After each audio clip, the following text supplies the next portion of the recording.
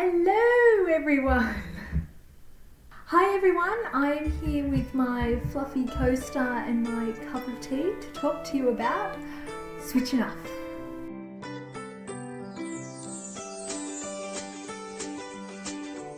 This is something I get asked about a lot. I get this from students, I get this from teachers, I get this from friends. I think a lot of people who see me as someone who is really high energy and really fast paced wonder how I manage to maintain my energy, and a lot of that comes from a really strict routine of sleep and separating my work and play. For you in the lead up to trials, it's really important that you understand how important self-care really is. You have been spoken to about well-being and mental health again and again and again and again. And I don't want this to be another well-being video, but you do need to prioritize it and you do need to look after yourself, because if your soul and your body aren't nourished, then there is no way that your brain is going to be able to work to engage in the work that you need to do to prepare for your exams. So, tip number 1, timetable some downtime. I know this sounds insane and we can't timetable every minute of every day, but you need to know when to shut off. Working on being accountable to yourself and accountable to time that you have allocated to yourself is super important. So many of us, especially women, will prioritize everyone and everything else over ourselves. And it's really important that you understand that you matter and you deserve to be taken care of as well. So if you decide that you're going to finish your study at 8 p.m. tonight, you will finish your study at 8 p.m. tonight. That work can wait until tomorrow. This is also a really great way of self-assessing your own timetabling and self-assessing your own planning. Because if you find that you haven't gotten all the work done in that amount of time, maybe you need to revise your timelines to be a little bit more doable. Likewise, maybe you wasted some time by, jumping on Netflix or texting some friends or, drowning in TikTok videos. So it's also really important to see that you need to be accountable and there are consequences for your actions, but your own well-being should not be one of those consequences. Sleep is so important. I sleep all the time. It's like my favorite thing to do. I wish I could sleep right now. Sleep hygiene and a sleep schedule is super important. I treat my sleep time with respect and I stick to it because that is what I need in order to function. If I am tired, I'm not functional. I'm not working at the best that I can be. I'm not working at my full capacity and my work suffers. So I understand the role that sleep has, and you need to too. I am by no means an expert in sleep and sleep hygiene, and there are tons and tons of videos out there about good sleep strategies. Some of you might have even experienced incursions where you've been spoken to about how to sleep and what is good sleep practice. Really do a little bit of research into that, because first of all, it's fascinating. And secondly, these are the experts. They're the ones who can give you some advice. For me personally, my sleep schedule involves basically treating myself like a baby. Have a shower, clean my face, brush my teeth, have a bit of a stretch, get into bed, read a book, lights out, go to sleep.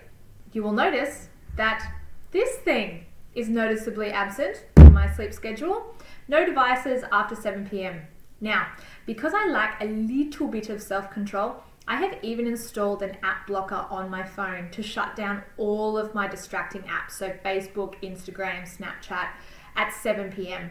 So that is a few hours before I go to bed, but it means that I'm already getting into the mindset of putting the phone down. However, on the nights where I'm really worked up and you've just got 1,000 things going through your head, I like to have a bit of an audio distraction. So after I've read my book, I put on a history podcast, which is actually super interesting, but the 2 female voices on this podcast, it's stuff you missed in history class, I find incredibly soothing, and so I fall asleep listening to an episode of that. Playing the radio or playing some meditation or having someone read an audiobook to you is a really, really effective way of switching off and shutting down those thoughts. Deep breathing, meditation, starting to imagine happy, joyful things are another great way to slide into some gentle, restful sleep. Avoid caffeine at all costs. Those of you that know me know that this is filled to the brim with green tea or herbal tea. I try not to have green tea after 6 p.m. at night, even though it has a little bit of caffeine in it. I still don't want to take the risk. So stop the energy drinks, stop the Coke, stop the coffee, all right? No caffeine after really 4 p.m. at night. Make sure you're hydrated. Obviously, you don't want to overload with too much water because then you wake up in the middle of the night and you need to pee. But I think it's really important that you are making sure that you are taking care of yourself, eating healthily, drinking a lot of water. When you sit down to have a study session, make sure you've got a bottle of water next to you that you can suck on while you're doing that. If you're having problems sleeping, speak to an expert, talk to your GP. They might be able to give you some advice or maybe refer you to someone who can help you with your sleep. But treating yourself with care and respect and developing those mindsets and routines that help you get to sleep are really, really important. For me, I'm a sleep champion now. By the time my head hits the pillow, I'm unconscious in about 30 seconds. That has taken years of practice and discipline, but I really, really benefit from it now. Especially when you're on holidays and you've got nowhere to be, don't set an alarm. Sometimes you need to listen to your body, and if your body needs a lot of sleep, let it happen. However, sometimes we are so tired that then we nap and then we throw out our sleep schedule and then we're awake until 2 o'clock in the morning, then the whole thing goes to hell. So making sure that you are sleeping when the sun is down is probably the best place to start.